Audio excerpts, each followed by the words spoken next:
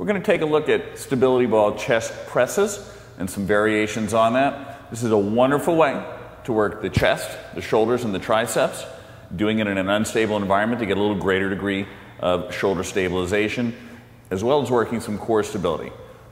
Starting with your client seated on the ball, have them walk themselves out and roll backwards.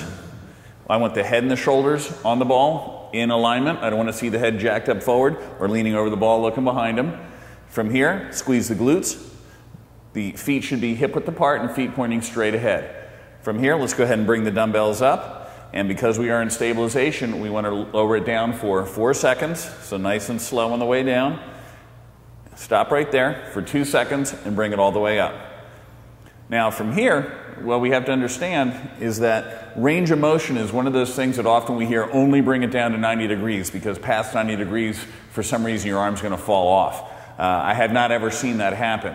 And what we like to use is our determination for range of motion on the way down is simple: control. Some people have more control than others.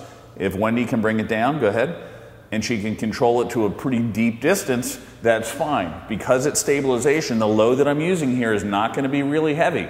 And in life, you will find yourself going beyond that 90 degrees. And if you never train there, your brain doesn't control it as well. So let control be your guide. Now from here, because she owns it real well, a couple of things I can focus on. One is bringing in the serratus anterior a little bit more, which helps with shoulder stabilization. So I can get a little plus movement at the very top of that. Do some protraction. Okay, so I get that little protraction at the end. Now keep in mind, protraction is not elevation and it's not rounding of the spine. It is simply movement forward of the scapula. Let's do one more perfect one for me. So bring them down. Hold for 2. Bring it up. Get a little plus at the end. Fantastic. From here, because she owns it, we can go into alternating arms. So one arm down. Bring it all the way up, and then the other side.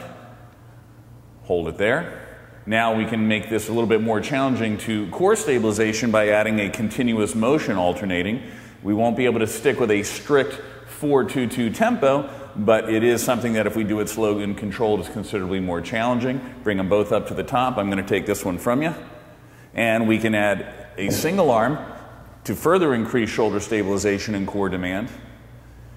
And kind of tough to do it on the stability ball, but one of the progressions we can do in maybe a standing position will be adding some rotation to that, but a little tough to pull off here. We can come a little bit more cross body, but don't get carried away with it. There's your variations for a stability ball chest press.